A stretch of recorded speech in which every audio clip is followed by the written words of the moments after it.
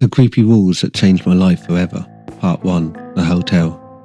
Hi, my name is David. I never really believed in the supernatural. Not really. Sure, I heard the stories. Haunted houses, cursed objects, the occasional urban legend about places where you had to follow a certain set of rules. But those were just that. Stories. Then I got the call, and everything changed. It started with a job offer. A night shift at a hotel I never heard of. Through an agency I don't remember signing up for. But I was broke, and when you're desperate, you don't ask too many questions. The moment I arrived, I knew something was wrong. The building looked abandoned, cracked windows, missing letters on a neon sign. A heavy silence that made my skin crawl. But there were cars in the lot, guests staying here. Somehow it was still operating. I told myself it's just old, just run down, nothing to worry about. Then I stepped inside. The lobby was empty. No receptionist, no guests. Just dim lighting and a strange, musty smell. I hesitated before heading to the kitchen, where a clipboard sat on the counter, rules for the night shift. I frowned, looking through the list. Rule 1. Never look the waiting staff in the face. If you do, close your eyes and count to 5. Rule 2. If something breaks, oven, fridge, etc., write it in the maintenance book and look away. The lights will go out. Do not turn back until you hear the whisper saying maintenance. If you turn around before that, something bad will happen. Rule 3. Never answer the phone if room 13 calls. We have no room 13. Rule 4. Only serve food via the dumbwaiter in the corner of the kitchen. Do not let the waiting staff take the food, even though they will try hard to get it before you put it in the dumbwaiter. I read the list 3 times, each rule sinking into my bones like ice. This wasn't a joke. This wasn't some weird prank. This was survival. I should have left, walked out then and there. But something in me, the same stupidity that got me here in the first place, made me stay. And that was the night my life changed forever. The shift started quietly, too quietly. No chattering from guests, no noise from the lobby. Just the hum of the freezer and the soft, rhythmic dripping of a leaking pipe somewhere nearby. Then I saw them, the waiting staff. They moved without a sound, gliding rather than walking. Their uniforms were pristine, but their faces... I didn't look. I couldn't look. I kept my head down, heart pounding. I focused on the orders, placing dishes in the dumbwaiter like my life depended on it. The staff hovered, lingering near the trays.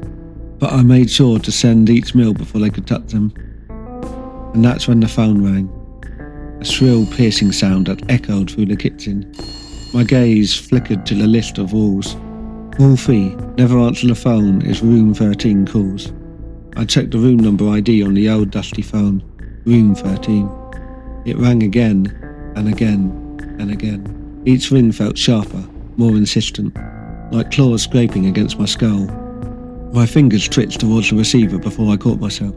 No, don't answer. I turned my back on it, forcing myself to keep working. Eventually it stopped. The relief was short-lived. A loud crash came from behind me. The oven door flung open, smoke pouring out. I grabbed the maintenance book, scrawling down the problem with shaking hands. Then I looked away.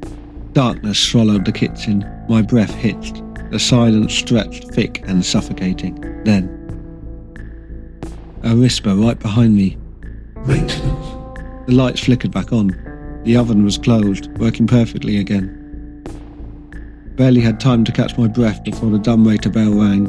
Once, twice, 3 times. A scraping sound came from the dumbwaiter's shaft. Something was climbing out. I lunged for the tray, shoving it inside and slamming the dumbwaiter's door shut. Heavy breathing came from the other side, slow and ragged. Then after a moment the sound faded.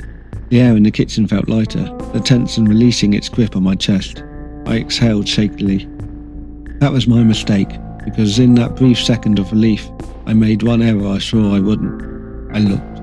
The waiting staff stood inches away, their faces wrong, twisted, mouths stretched too wide, eyes too dark, too hollow. I squeezed my eyes shut. Count to 5. Count to 5. 1. The air turned icy. 2. My skin prickled with the sensation of fingers brushing my arms. 3. A voice, soft, distorted, whispered my name.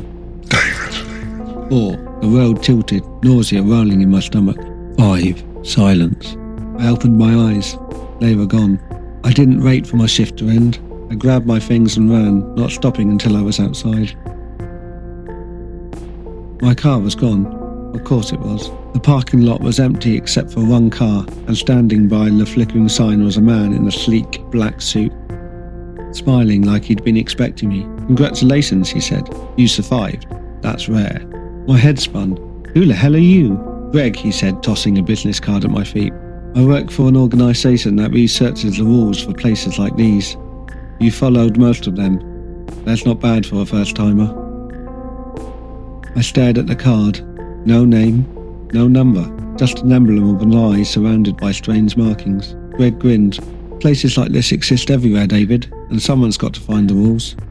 He leaned in. "So tell me, are you interested?" I didn't answer. He just chuckled, stepping into his car. "Think about it." Then he drove off, leaving me alone in the cold night, the hotel's flickering sign casting long shadows behind me. I don't know what's worse, the fact that I barely survived, or the fact that I'm actually considering his offer. I took a taxi home, my hand still shaking, but when I arrived, there it was, my car parked right where I left it, and inside an envelope full of money. A note sat on top. "Good work today. If you've considered our job offer, be at this address at 9 p.m. in 2 days' time. Greg." I thought the night was a fluke, a one-time brush with something unexplainable, but I was wrong, because that night wasn't the end, it was only the beginning. Hi everyone, I hope you enjoyed this story and how the rules changed David's life forever. If you'd like to find out what happens next, maybe like to hear this turn into a series, let me know in the comments below, and I'll see you next time.